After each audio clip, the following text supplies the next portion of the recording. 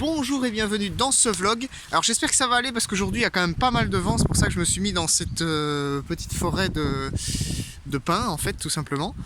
Parce que ça protège bien du vent. Alors aujourd'hui, comme je vous l'avais dit la semaine passée, je vais vous parler donc de mes projets à moi en autonomie, de qu'est-ce que je fais en fait concrètement moi de mon côté. Parce que j'imagine que vous vous posez peut-être la question, parce que voilà, j'ai fait quelques vidéos, mais j'ai pas tant que ça de contenu, en tout cas solide sur ce que je fais.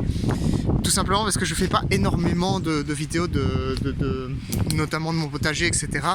Parce que ça me prend quand même beaucoup de temps de faire une vidéo et c'est compliqué dans certaines circonstances de travailler à la fois dans le jardin et de faire en même temps une vidéo. Voilà, donc tout simplement je vais vous dire ici aujourd'hui ce que je fais exactement et ce que j'ai fait jusqu'à maintenant dans le secteur de l'autonomie, donc comment arriver à devenir autonome. Alors malgré que j'ai toujours été intéressé par l'écologie et même par la nature, etc., j'ai commencé vraiment à faire des démarches autonomes quand j'ai commencé mon potager. Donc ça a commencé vraiment avec le potager pour le coup.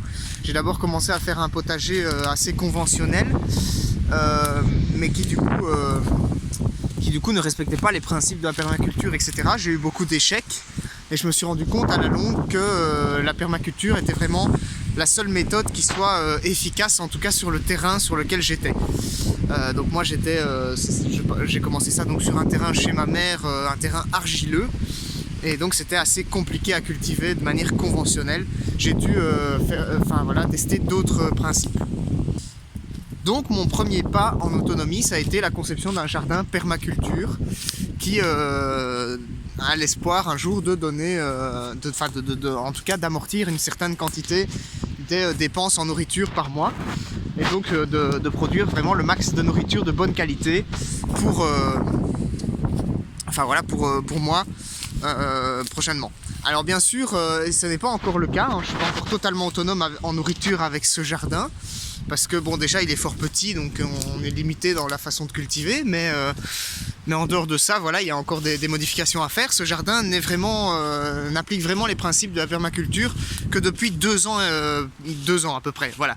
Donc la première année, ça a été une année où j'ai commencé à voir la vie apparaître et à se redévelopper davantage dans mon jardin.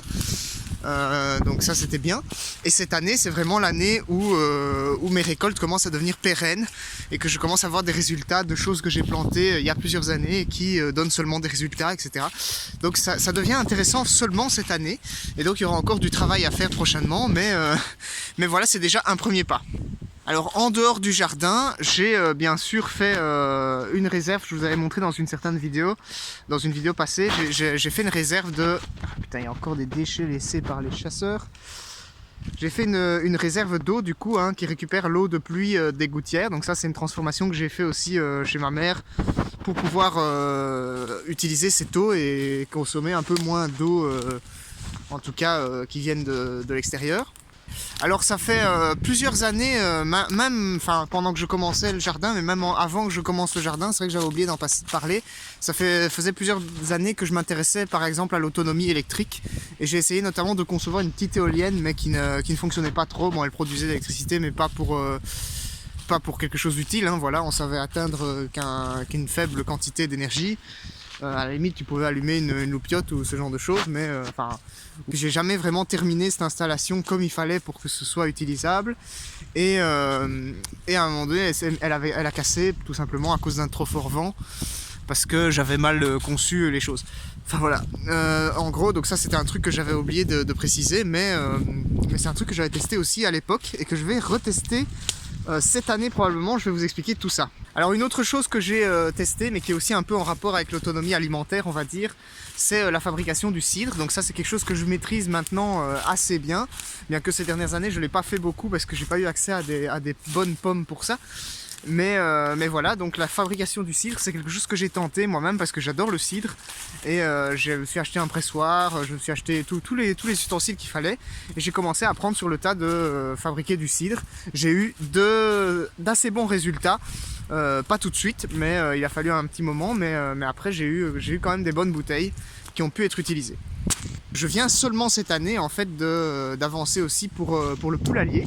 Donc je viens de terminer le poulailler et on a installé des poules et on va installer une installation aussi en respectant les principes de la permaculture au poulailler. Donc ça c'est un point suivant dans les choses. J'ai aussi installé une serre cette année. Enfin voilà, tout évolue un petit peu à son rythme. Et du coup, ce qui va être le plus intéressant maintenant, c'est les projets à venir, puisque je vais beaucoup plus rentrer je vais beaucoup plus faire de recherches dans l'autonomie.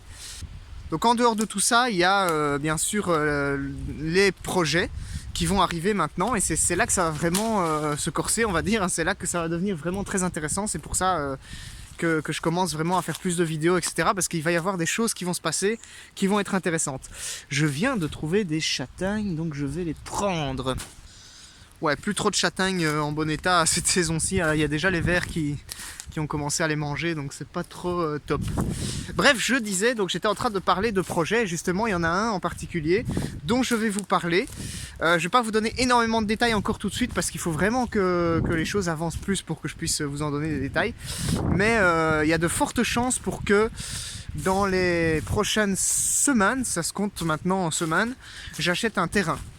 Donc voilà, un nouveau terrain du coup pour pratiquer mon activité autonome et ma permaculture en grosse majorité. Bon, d'abord ce serait la plantation d'arbres fruitiers dans un premier temps, et puis je commencerai à créer un truc vraiment sur le long terme parce que voilà, c'est loin de chez moi en fait, parce que pour l'instant j'habite en Belgique, si vous avez vu mes précédentes vidéos.